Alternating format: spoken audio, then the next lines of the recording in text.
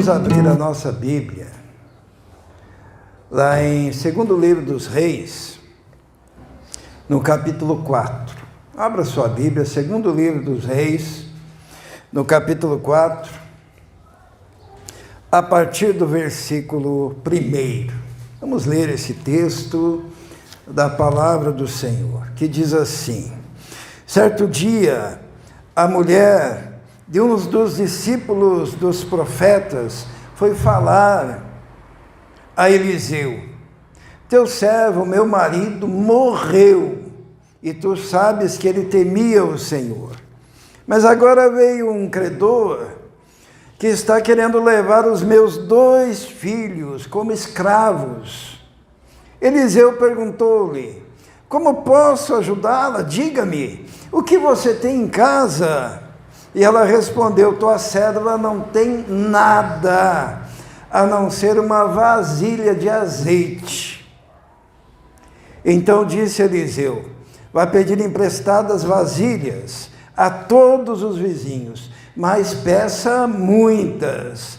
Depois entre em casa com seus filhos e feche a porta. Derrame daquele azeite em cada vasilha e vá separando as que você for enchendo. Depois disso ela foi embora, fechou-se em casa com seus filhos e começou a encher as vasilhas que eles lhe traziam. Quando todas as vasilhas estavam cheias, ela disse a um dos filhos: traga-me mais uma. Mas ele respondeu: já acabaram. Então o azeite parou de correr. Ela foi, contou tudo ao homem de Deus, que lhe disse: vá, venda o azeite, pague suas dívidas, e você e seus filhos ainda poderão viver do que sobrar.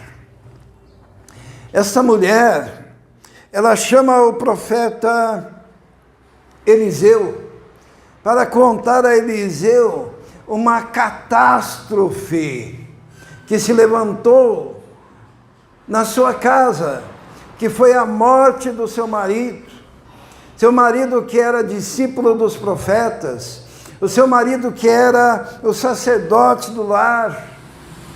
E a vida dela foi totalmente, radicalmente transformada, porque tudo que parece que está calmo e tranquilo pode se transformar repentinamente, não é verdade? Estava tudo bem enquanto marido, sacerdote, profeta, discípulo dos profetas, estava dentro daquela casa, mas num dado momento morreu o marido que temia a Deus, marido que servia a Deus, marido que andava com Deus. Era uma casa abençoada pela presença da profecia na boca daquele homem, do temor no coração daquele homem, do sacerdócio dentro daquele lar. E de repente, tudo se acaba, e é depois da morte desse homem que os credores começam a vir, e vieram os credores querendo levar os 2 filhos daquela mulher como escravos.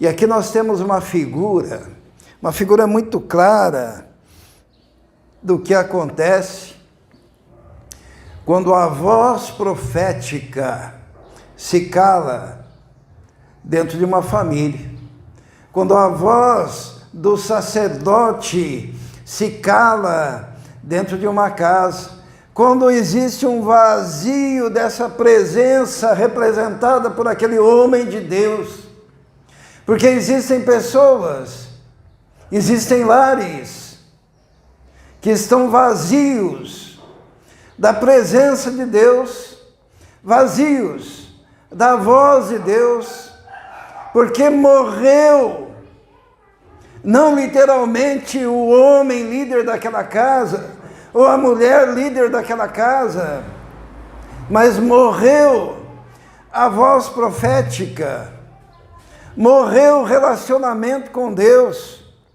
morreu a consagração daquele lar, morreu o amor pela palavra, morreu o amor pelos irmãos e por estar em comunhão com a igreja, e aquela casa fica vazia da representação da presença de Deus naquele lar. E quando isso acontece, o credor vem. E vem para quê? Vem para levar os seus filhos. Vem para destruir a sua família. Vem para escravizar. Sabe, nós estamos colocados aqui, nesse bairro, e quase todos os dias nós vemos famílias distanciadas de Deus, aonde a voz de Deus morreu dentro daquela casa, ou aonde a voz de Deus nunca esteve dentro daquela casa, onde o sacerdócio não existe dentro daquela casa, e os filhos fatalmente serão levados como escravos do diabo, por este mundo, levados para o pecado, levados para a prostituição, levados para as drogas, levados para as contravenções e para o crime, porque falta o sacerdócio. Quantos crentes desigrejados e pensando que o fato de estar desigrejado é alguma vantagem, alguma virtude, porque eu não estarei lá na igreja, estarei em casa. Mas só que naquela casa do desigrejado está faltando também. Essa pessoa desigrejada está viúva da igreja, está viúva da voz de Deus, está viúva do sacerdócio dentro do lar, está viúva de uma vida de oração, está viúva de uma vida de estudo bíblico, e todo o distanciamento da casa de Deus, todo o distanciamento da palavra de Deus, todo o distanciamento da profecia do Senhor que se ouve através da pregação do Evangelho, vai expor aquela família à escravidão. Casos como dessa viúva, nós encontramos em cada esquina aqui nesse bairro. Casos como dessa viúva, nós encontramos na conversa com crentes que não valorizam a comunhão e a intimidade com Deus. Casos como dessa viúva, são casos que precisam ser tratados e que a Bíblia chama também de apostasia. É quando você fica ausente e o seu lar fica vazio das coisas de Deus. Pior coisa é um lar vazio das coisas de Deus. Por quê? Jesus ele ensina, que quando um espírito maligno é expulso de um coração, o que acontece? Aquela casa fica vazia, aquela casa fica varrida, aquela casa fica adornada, porém vazia, e aquele demônio ele vai por lugares áridos, por lugares sujos, pelos cemitérios, pelos desertos, procurando descanso, e não encontra. Daí ele diz o quê? Voltarei para a minha antiga casa. E ele traz consigo 7 demônios piores do que ele. E o estado daquela pessoa se torna pior do que antes. A sua casa não pode ficar vazia da consagração. A sua casa não pode ficar vazia de estar envolvida nas coisas de Deus. A sua casa não pode ficar vazia da oração.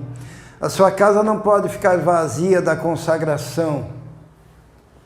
porque você está expondo a sua família, os filhos que você diz que ama, à escravidão. E o diabo vem, e ele vem para fazer escravos dentro do seu lar. Nós precisamos lembrar que esfriamento espiritual também é morte. Aquela mulher perdeu o marido que era profeta, né? Mas esfriamento espiritual também é morte. O gelo, a falta do pulsar, a falta da comoção diante da palavra de Deus também é morte. A falta de desejo pelas coisas de Deus também é morte. E também a exposição dos filhos à escravidão. Aquela casa, então, ela precisava se encher novamente dos valores que ficaram ausentes com a morte daquele profeta. E aquela mulher, então, ela vai até o profeta Eliseu e ela faz a reclamação. E Eliseu, ele pega e pergunta uma coisa muito simples para ela.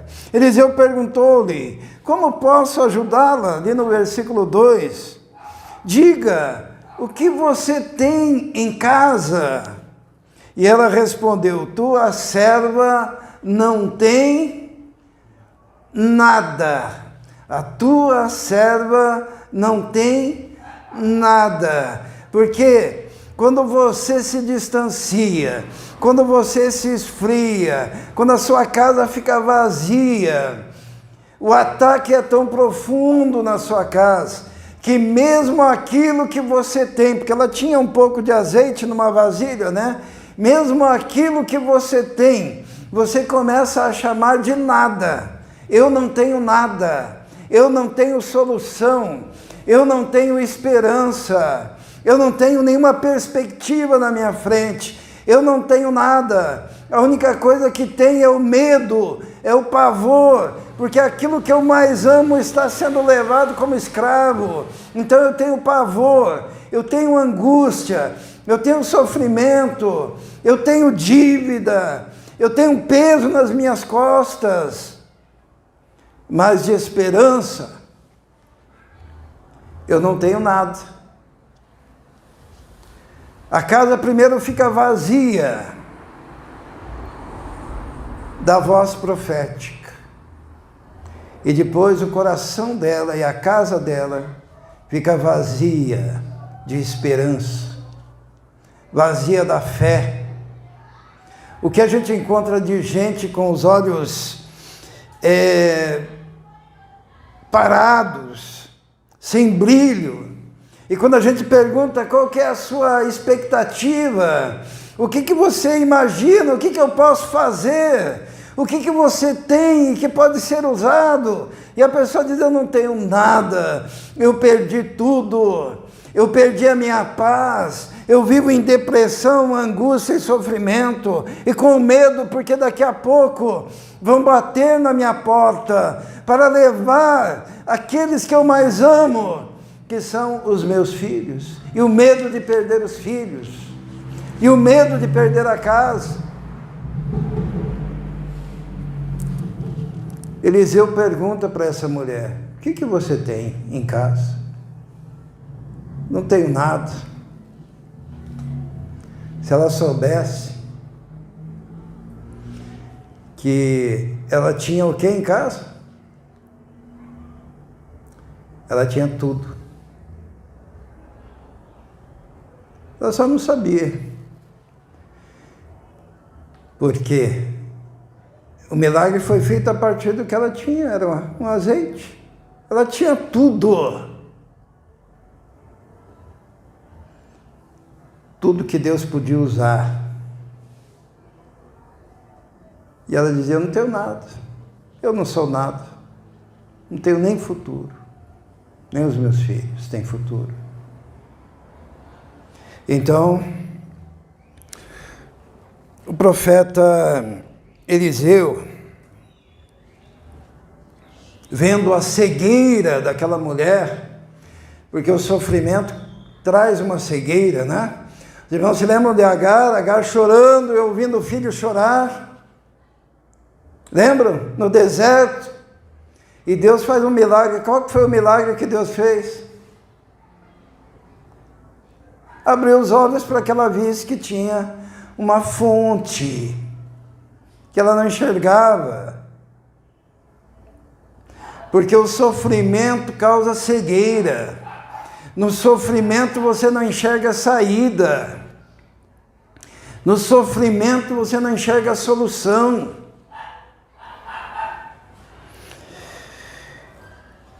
E Eliseu, então, ele começa um processo de restauração naquela vida. No versículo 3, Eliseu diz assim: então disse Eliseu, vá pedir emprestadas vasilhas a todos os vizinhos, mas peça muitas. Vai pedir vasilhas. Eliseu aqui está restaurando naquele coração uma coisa chamada dignidade. Aquela mulher estava vazia de dignidade. Porque Eliseu diz agora é o seguinte: mude de postura, mude o seu coração, vá nos vizinhos, vá nos amigos e peça vasilhas. Sabe quando bate alguém na casa da gente pedindo? E a gente já imagina, né? De comprar um arroz, um feijão, né? Um café, açúcar. Quando aquela mulher bateu lá nos vizinhos e pedindo, eles sabiam que ela era pobre, paupérrima, viúva, os filhos já seriam levados, ela tinha dívidas. Por certo, imaginaram, ela vai pedir nessas vasilhas que coloque ali a farinha, que coloque ali o fermento, que lhe dê. Mas ela queria vasilhas vazias. Por quê? Porque o profeta estava dizendo para ela que a partir daquele momento ela seria uma empreendedora. Ela seria alguém que não dependeria dos vizinhos. Ela seria alguém que não dependeria de esmola. Ela seria alguém que não ficaria de casa em casa, olha, me ajude, reclamando da sua situação. Mas ela seria alguém que está pedindo, olha, eu não preciso colocar nada dentro dessa vasilha. Eu não preciso de nada, porque eu não quero depender dos homens. Eu não quero depender de favor de ninguém. Eu não quero depender de misericórdia de ninguém. Porque a partir desse momento eu estou me posicionando para depender totalmente, absolutamente de um Deus provedor. E o ideal de Deus é este. Ele não quer ninguém mendigando. Ele não quer ninguém de porta em porta chorando as pitangas. Mas Ele quer que você chegue e diz, olha, me empreste aí umas vasilhas, porque a minha produção, ela será tão grande, mas tão grande, que vai faltar vasilha para eu armazenar tudo que Deus vai me dar. O povo de Deus tem que parar com essa ideia de transformar pedinte em dependente, que fica na dependência a vida toda, que fica com o caneco na mão o tempo todo, que fica com aquele olhar de misericórdia, pedindo, oh, por favor, me ajude, porque eu estou desesperado. Não que a gente não possa ajudar no primeiro momento, mas é para a pessoa sair da condição de pedinte e andar na dignidade, na honra, no comportamento daquele que é filho de Deus e que pela sua fé em Deus, Deus o levanta, Deus o restaura. Eliseu, então, ele diz para aquela mulher: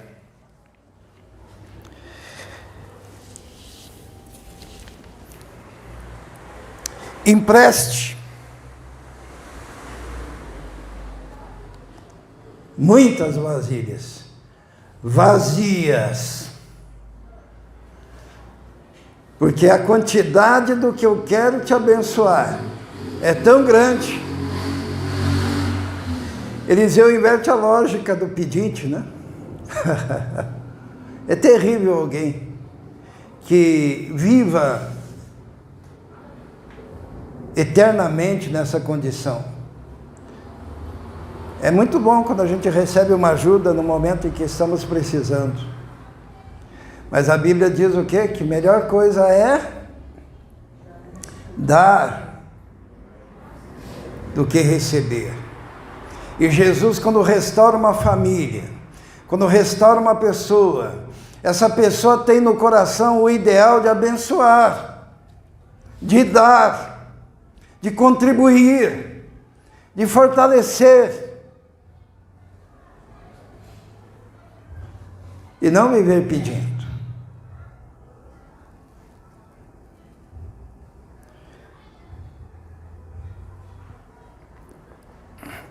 Outra coisa que Eliseu restaura está no versículo 3 ainda. No versículo 4. Depois de pedir muitas vasilhas emprestadas, ele diz: depois entre em casa com os seus filhos, feche a porta, derrame daquele azeite em cada vasilha e vá separando as que você for enchendo. Depois disso, ela foi embora, fechou-se em casa com os seus filhos e começou a encher as vasilhas que eles lhe traziam. Quando todas as vasilhas estavam cheias, ela disse a um dos filhos: traga-me mais uma. Mas ele respondeu: já acabaram. Então o azeite parou de correr. Aqui, o profeta Eliseu restaura algo importante.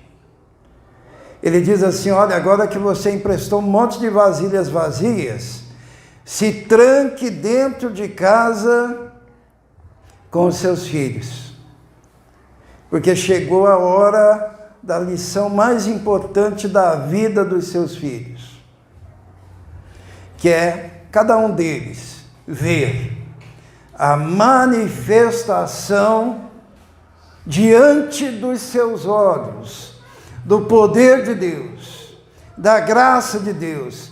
Eu fico imaginando aqueles dois filhos ajudando aquela mulher a colocar o azeite nas vasilhas, e eles exultando diante de Deus, chorando diante de Deus, se alegrando diante de Deus, porque quanto mais eles colocavam nas vasilhas, mais óleo tinha, mais azeite tinha.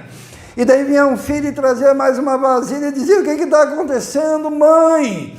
É o Deus Todo-Poderoso que nós servimos, é assim que Ele age. Ai daquele pai, daquela mãe que dentro de casa não vê milagre nenhum de Deus, porque não tem comunhão, porque não tem vida de oração, e que não tem o testemunho dos seus filhos e que viram o azeite multiplicando, o gás multiplicando, Deus abençoando, Deus mandando recurso, Deus operando, Deus curando, e a família reunida, exaltando a Deus e dizendo: olha, nós juntos estamos vendo o poder de Deus se manifestando dentro da nossa casa. Para que isso aconteça, tem que ser casca dura, né? Porque você pode ser eu uso essa palavra porque está na Bíblia, tá? Você pode ser um frouxo, né? Quando aperta a coisa, o que você faz? Você chora. Quando a coisa está angustiante, quando a dor é pesada, você faz o quê? Daí você chora. Mas não, aquela mulher reuniu seus filhos e juntos,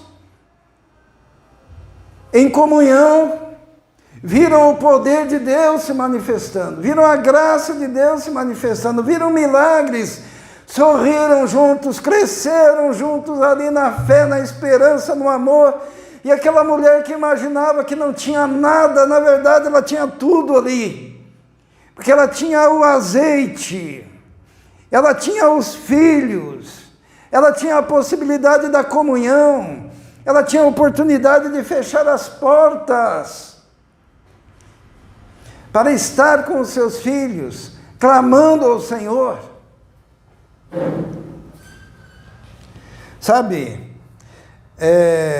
no começo da história, aquela mulher tinha medo de abrir a porta, lembram? Porque poderia vir o credor e levar os filhos. Ela estava fechada em torno de si mesma, ela estava bloqueada pelo medo, ela estava bloqueada pela insegurança, ela estava fechada dentro de si mesma, achando que ela não tinha nada e que não haveria saída. E Eliseu diz: abra a porta e saia por aí, ó, no meio dos vizinhos, peça vasilhas, se exponha, se mostre. E daí depois, agora se feche novamente. Só que dessa vez não é para reclamar. Só que dessa vez não é para chorar. Só que dessa vez não é para dizer que não tem nada. Dessa vez é para a comunhão com os filhos, com a família, ver a manifestação do poder de Deus, da graça de Deus, juntos, ver o fluir do óleo. Quando acabou de encher as vasilhas, e o azeite parou de correr então, porque não tinha onde colocar, só se jogasse no chão. O versículo 7 diz assim: ela foi e contou tudo ao homem de Deus, que ele disse: vá, venda o azeite. Que fácil, né? É lógico. Pegue esse azeite, venda o azeite, devolva as vasilhas, né, vazias, pague as suas dívidas, escravidão nem pensar, porque agora a dívida já não é mais problema, e você e seus filhos ainda poderão viver do que sobrar. Será que dava para viver a vida toda com o que sobrou daquele azeite? Será que tinha tanta vasilha assim que sobrou um monte? Sabe, alguns historiadores, alguns estudiosos da Bíblia, quando diz assim, ó, viva com o que sobrar, sabe o que significa? É que o fluir, ele não acabaria ali. O milagre era ilimitado. E ela continuaria trabalhando e vendendo, se consagrando, e a unção do Senhor continuaria sobre a vida dela na medida das suas necessidades. Mas essa unção, esse derramar do Espírito, do óleo, ele dependeu daquele esmagamento da oliveira ou da azeitona, né?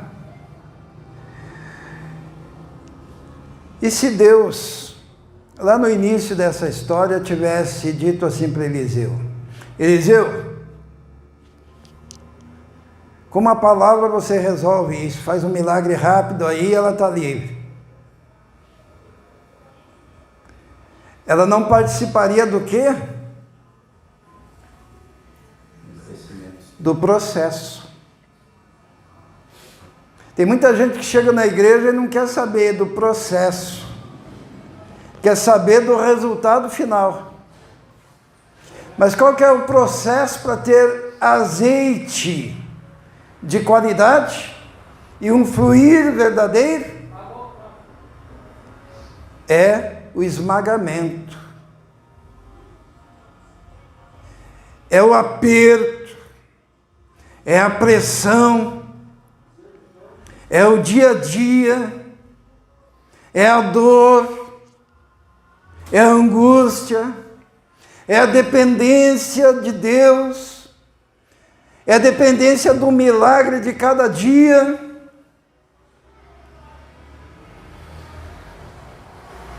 Tem gente que nunca vai deixar de ser criança, nunca vai crescer e nunca vai fluir, e sempre vai ser casca fina, sempre vai ser aquele indivíduo fragilizado, que não consegue encarar de frente os problemas da vida. Mas quando Deus quer formar um profeta, quando Deus quer formar um homem de Deus, vai ser no meio da dor, da angústia, do aperto, da pressão, da batalha, do enfrentamento, porque daí sai aquele azeite precioso, resultado dessa pressão que precisamos. Nós estamos aqui num bairro, se a gente olhar em volta, vai ter casas vazias da palavra profética, muitas. Casas vazias da esperança, muita gente dizendo eu não tenho nada. Vai ter casas com pessoas eternamente pedintes, dependentes, que Deus quer libertar. Deus quer que a gente vá até elas e leve vasilhas vazias e diga para elas que Deus pode encher e transformar essa pessoa, essa família, em empresários. É empreendimento. Vou usar o Israel aqui como exemplo. Um dia ele ficou desempregado, ele acha que comeu um docinho de leite na casa da vovó, que ela pôs dentro da panela de pressão uma latinha, olhou e pensou, preciso de um monte de vidros agora, de vidros vazios, para que eu possa enchê-los de doce de leite e sair para vender. São os problemas que nos transformam em homens, em mulheres de valor. Nós temos aqui na igreja essa barreira, que nada mais é do que uma oportunidade para que cada membro da igreja, exprimido pelo desejo de ver o resultado claro e objetivo do poder de Deus se manifestando e salvando pessoas, espremidos até sair o azeite da oração, da busca, do clamor, do evangelismo, da disposição de estar aqui se derramando nesse lugar, para que as pessoas vejam o azeite escorrendo pela porta e desejando deste mesmo azeite que transforme as suas vidas. Cada um de nós. Mas se você não quer pressão, você não está apto para o reino de Deus. Quem tem posto a mão no arado, não pode olhar para trás. Quem tem posto a mão no arado, tem que seguir para o alvo, para o objetivo que Deus tem colocado diante de nós. Amém? Vamos orar. Senhor, te agradecemos pela tua palavra, te agradecemos pelo exemplo que temos, ó Deus, nessa história que começou tão triste, mas terminou num grande avivamento na casa daquela mulher. E assim, ó Deus, sabemos que o Senhor nos espreme para que possamos fluir, e nós queremos te louvar por isso, te agradecer. Sou grato, ó Senhor, por todas as provações que me fazem crescer em ti. Assim nós te louvamos, em nome de Jesus. Amém.